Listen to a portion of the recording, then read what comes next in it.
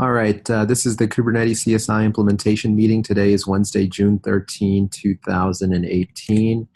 As a reminder, this meeting is public and recorded and published on YouTube.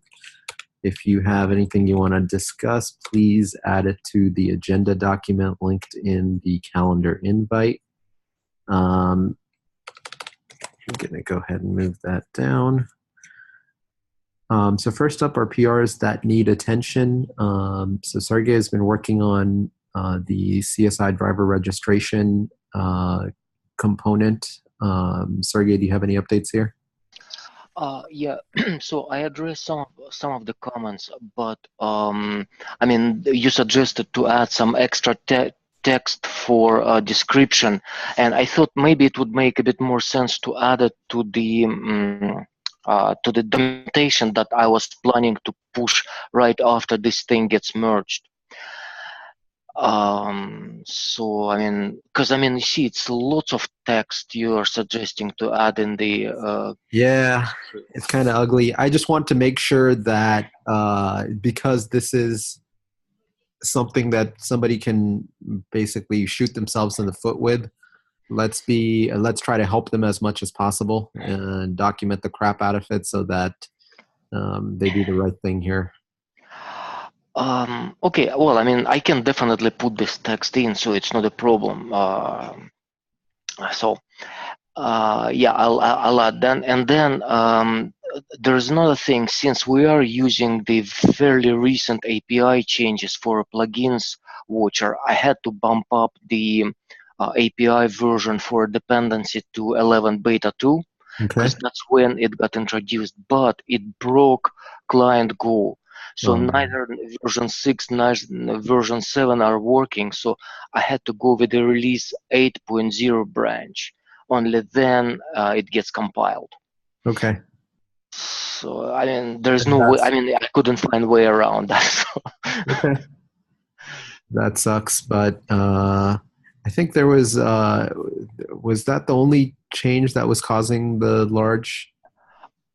I get rid of that one. The util Kubernetes util package. Oh, yeah. I removed it. Okay, and there's still 2 million files. Okay. Well, it's because the new API. I mean, it's the huge change. Okay. What can I do? I guess that's okay then. I'll take a look at this offline, and as soon as those changes are addressed, just go ahead and ping me, and then if anybody else on this call is interested, please take a look as well. Okay. All right. Thanks, Sergey. So does this mean this will also happen on other repos? This is on the registrar, right? So does that mean this will also, I mean, all these big changes will also happen in other, like external, attach external register, No, we're not consuming plugins watcher API in those components, so we're safe there. Okay, good. All right, cool. Repo Organization. I don't know if Luis is with us because today is DockerCon, so I think he might be out. So we'll skip over that. Actually, we got Brad here today, so maybe I wanted to run it by him too.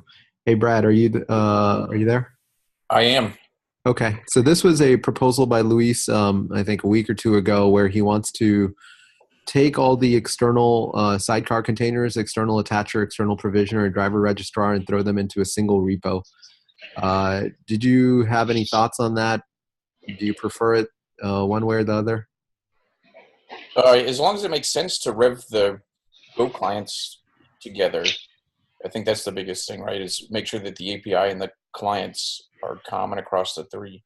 If we'd ever want them separate, then it would make sense to keep them as separate, but this seems okay.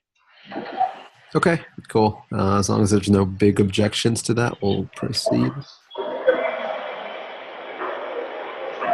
And then we've got a task for Luis to update docs. Kubelet can't access PVs of deleted pods.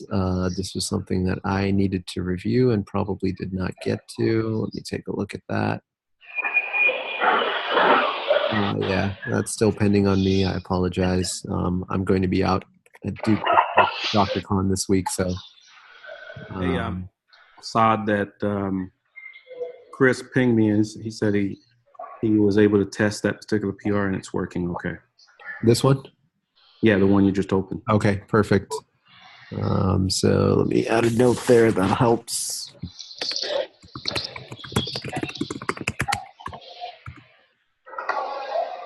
PR to fix CSI block to pass file instead of directory. So this was also something that Chris raised. Basically, if currently the block code will pass in a folder instead of a path. And did Chris get a chance to verify this one too, Vlad? Yes, he did. It seems to work okay. He pointed out a couple of irregularities where the controller kept trying to make that call like several times. It wasn't aware that for whatever reason. I'm thinking it's because of the control loop, but I'll have to go look at it. But basically, ultimately, it works fine. I just need to go back and look at it and see why it's called multiple times. Okay, cool. Just ping me on the PR when you're ready, and then I'll take a look at that too. Sure.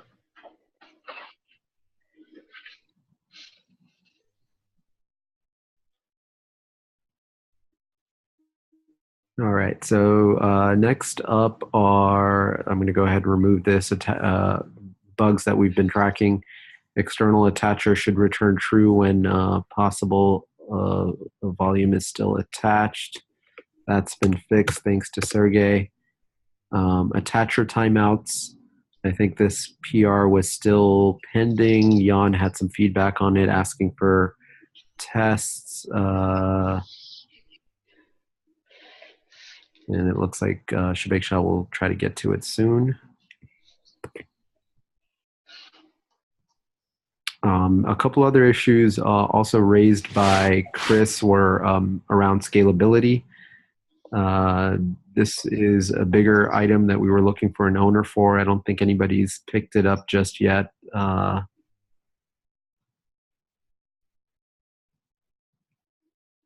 So we'll probably pick this up as a work item for the next quarter.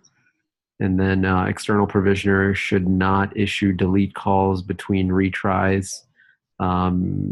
This was being tracked by number 94. And this is actually something that Michelle ran into as well. She's writing a NFS provisioner CSI driver. And the problem that she was running into was that the timeout was too short for creation of volume. And it would basically just call create back to back to back in a very short amount of time. And it was causing all sorts of havoc on her side. So I think we need to revisit this code and make sure that it's handling things more gracefully. Leave that as outstanding for now. I don't think there's been any progress on that.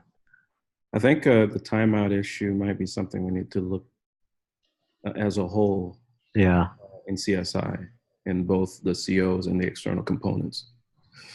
Yeah, I agree. I think that's probably going to be the biggest challenge getting to 1.0 is making sure that this thing actually works in real world scenarios. Right. So if nobody picks this up in the rest of the month, we'll just make this a task for next quarter to refactor these components to better handle these cases.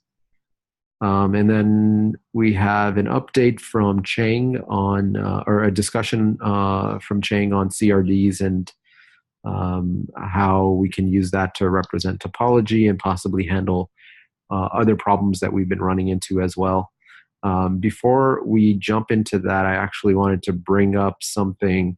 So one of the tasks that we had this quarter was to verify whether the current implementation of CSI will work with other types of volumes other than remote persistent volumes. One of those was ephemeral volumes, so that we could use ephemeral volumes for things like identity injection. Unfortunately, we didn't get anybody to pick up this item for the quarter, so we scratched it off our list. But at the last minute, Clayton Coleman from Red Hat went and tried to implement one of these identity injection drivers, and he did run into a number of issues that he documented in this bug. So this is great for us because now we know where to focus on in order to enable these types of drivers. In particular, he identified two major issues. One is the workload information not being propagated from Kubernetes down into the plugin. And the second is the fact that we require a controller to be running today, regardless of whether the volume plugin implements a control plane or not. Mm-hmm. And the third one that I covered later on too, I've got two drivers I want to write that are in the same category.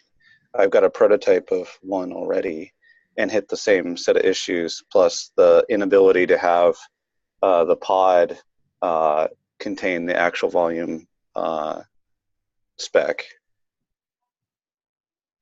Sorry, could you elaborate on that? So one right here? Yes, that one right there. Okay. So for my driver's particular use case, I need it in the pod spec. Yes. I totally get that. Yeah. So this is basically currently CSI is only exposed as a persistent volume. You can't reference it inline. And for volumes where the life cycle of the volume is directly tied to the pod, it doesn't really make sense to have a PV/PVC. But the decision to go with the PV/PVC was a security decision, and that's something we need to consider as well. So yes, right. Good point. I was wondering if there's something we could do, like, because the registration between the CSI driver and kubelet is done in a Kubernetes specific way. Mm-hmm. Maybe there could be a flag saying when the driver is registered, this is a Kubernetes driver and it has, pod semantics or something. And then so it kind of already does. Basically, a CSI plugin can say, I do not implement the control plane at all. I only implement node operations, right? Mm-hmm. And I was talking to David about this, who's also on the call, about how we could potentially handle this use case that you pointed out here.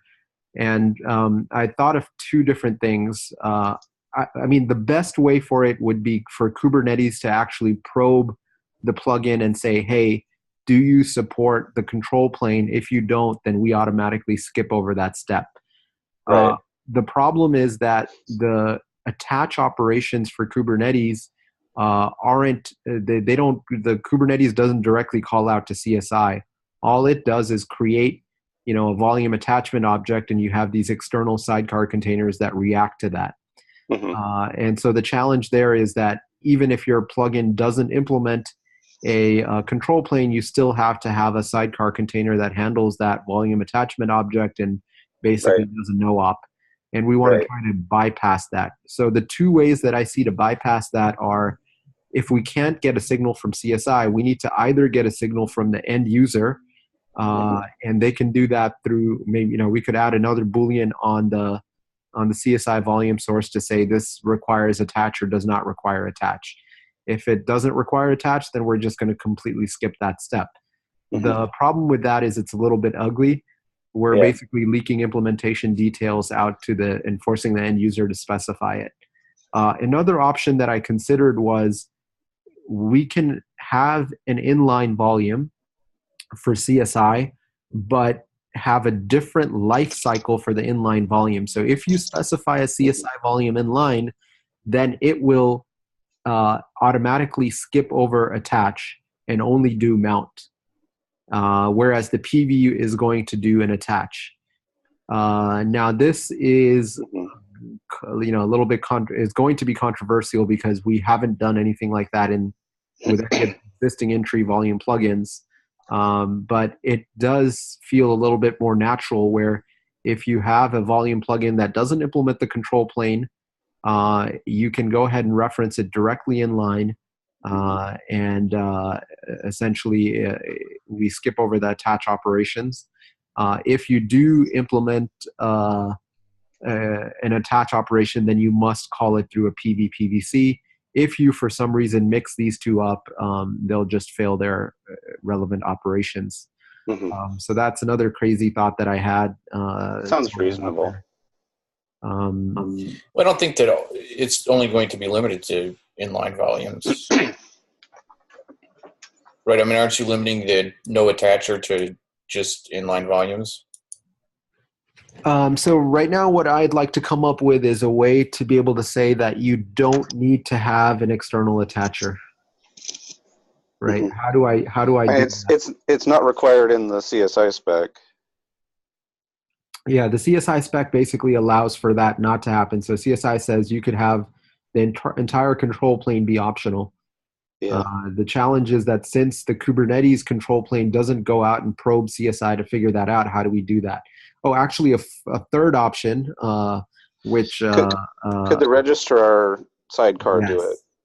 Exactly, which leads us to this discussion with Chang, which is why I wanted to bring this up before Chang's discussion, was if we had an official registration mechanism with Kubernetes, then one of the bits that could be registered is the plugin says I require attach or I don't require attach. Right. So we were thinking about plugin registration in a number of ways before. One is kubelet plugin registration, which we handled today, which is entirely programmatic. It's for the kubelet to know where the sockets are to be able to communicate with CSI. That's not really relevant here. But we were also thinking, I think somebody raised the issue, how do I discover what the name of my CSI drivers that are installed on my machine are? Just a usability issue. And what we were thinking there was, well, maybe we could have like a config map that gets updated with whenever a new volume plugin is attached or installed, or maybe we could have a CRD that gets created, and the driver registrar or some other component would be the one that does this. That's a neat. They're attached as node labels, aren't they? What's that? They're attached as node labels, aren't they? Trying to remember. What's attached as node labels? The drivers that are running on the various nodes. Oh, yes, you're right. So currently, so you could crawl that. Yeah, so right now the driver registrar will basically update the driver for each node object. The problem with that is that this is not necessarily a node-specific plugin thing, right? It's just what are the plugins available across the entire cluster. Right, but you could have a controller just crawl the nodes, look at the annotations, and unique them. Yeah, that's one possibility. Or have the plugins responsible for registering themselves. Or right now we also have this kubelet device registration mechanism. We could have that automatically update something as well. We just have to make sure that we do it in a way that's scalable and doesn't hammer the API server. Now and deal with the permissions stuff associated with that too. Exactly. Now the challenge is, well, if we do this, do we want it to be a purely user-facing informative thing, or do we want other components to programmatically depend on this as well? And initially I was thinking, it would just be nice to have just a way for an end user to be able to see what plugins are installed, and no critical functionality actually depends on it. But then as we start talking through these other challenges that we have, like how do we make the control plane optional, and then raise this issue of, now we have topology labels that are going to be, that need to be applied to a node, and there is going to be a prefix for a volume plugin. How do you identify what that prefix for the volume plugin is?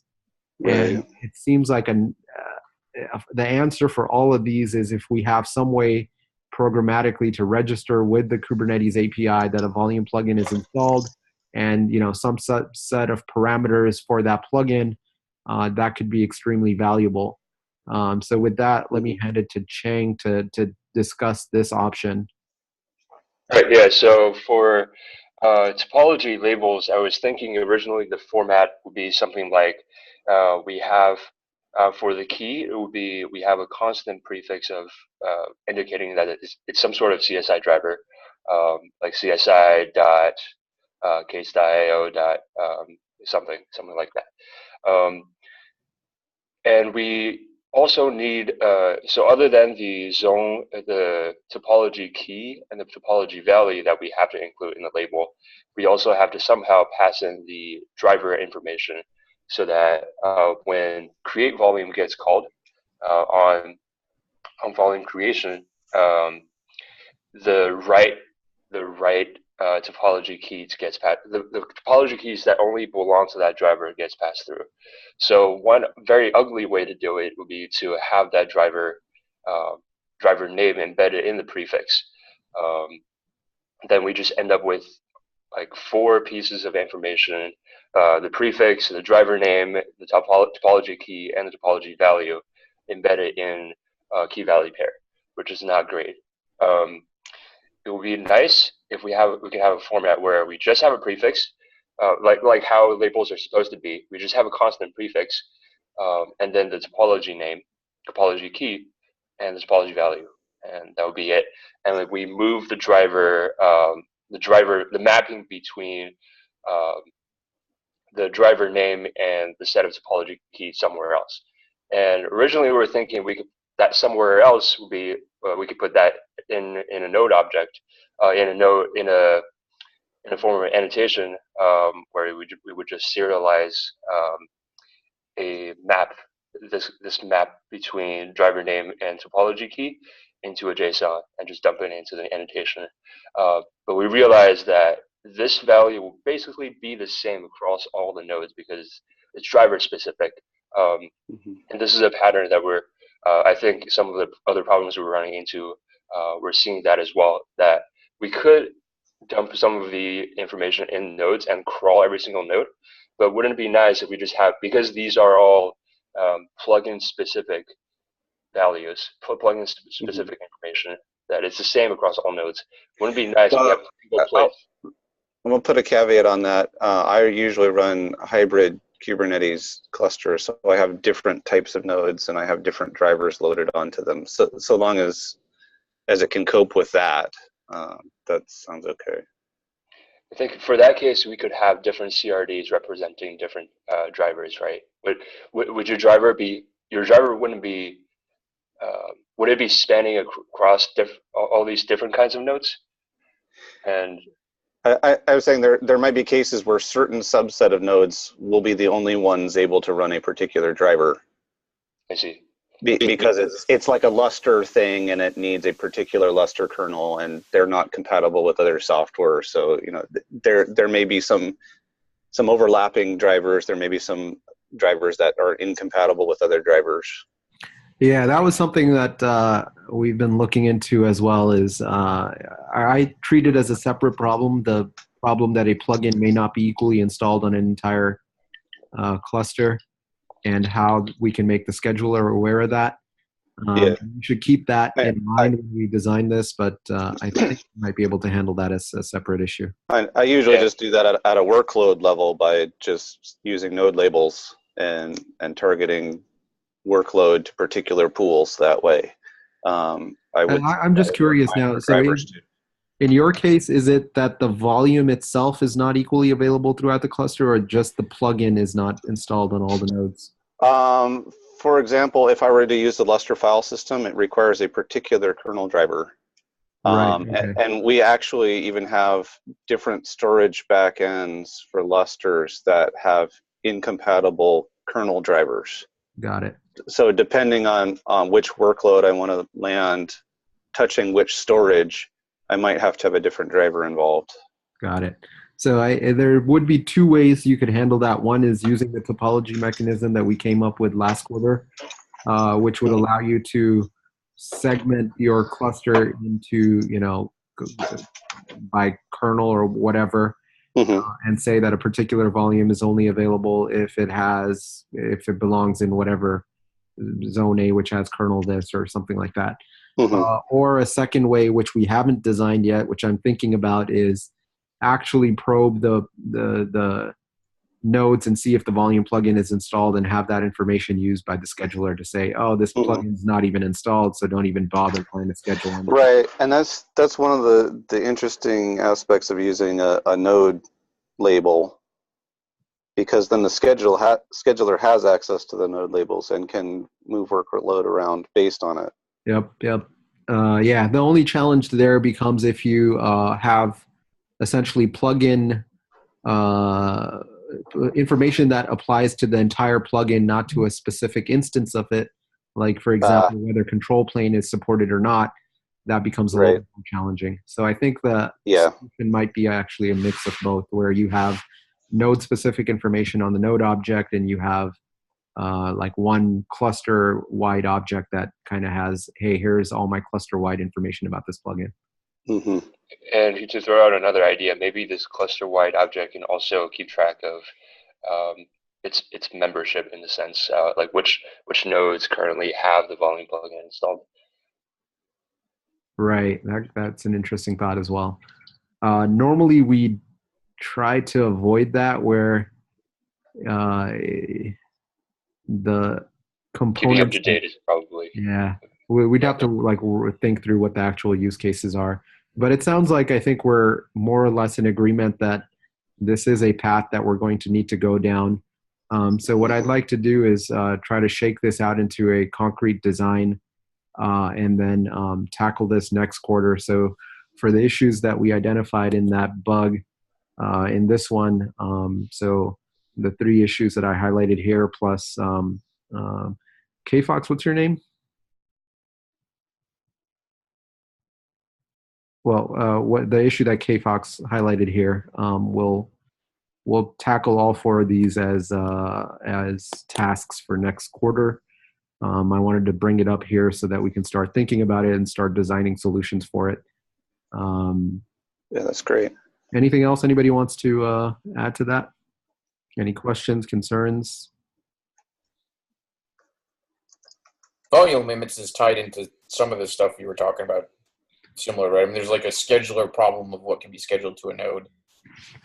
And I think we need to dice up. Yeah, so the volume limit stuff, I was talking to Jordan Liggett about that. I think his thoughts on it are that, there could be other types of resources that exist that apply to a particular volume plugin, right? It could be when you have a volume attached to a node, how much CPU, memory. Right. It's not a black and white. It's not algebra, right? I mean, there's some calculus here that you have to have so much memory, or containers can chew up memory, or cores, or whatever. Yep. And I recognize that issue. I think it has a little bit of overlap here, but is mostly independent. I'd like to tackle that as an independent problem, and I think. Well, right. So that's what I was saying. Is like maybe we should dice up the space, because they're similar, and it's real tempting to lump them all together. But and then there's plugin enablement stuff. I agree. If you start bundling all of it together, you'll never get anything done. Yep, exactly. Yeah, I agree. Okay. We're over time. Do folks want to go over the code freeze task list, or save that for Friday? All right, I'll save it for Friday. I need to head out to DockerCon as well. All right, we'll reconvene on Friday then. Actually, I am going to be out of office on Friday. Brad, could you run this meeting Friday? Sure. All right, cool. Thank you. And so, yeah, Friday, Brad will run this meeting, and then I'll be back next week. All right, thanks, everyone. Later. Bye. Bye.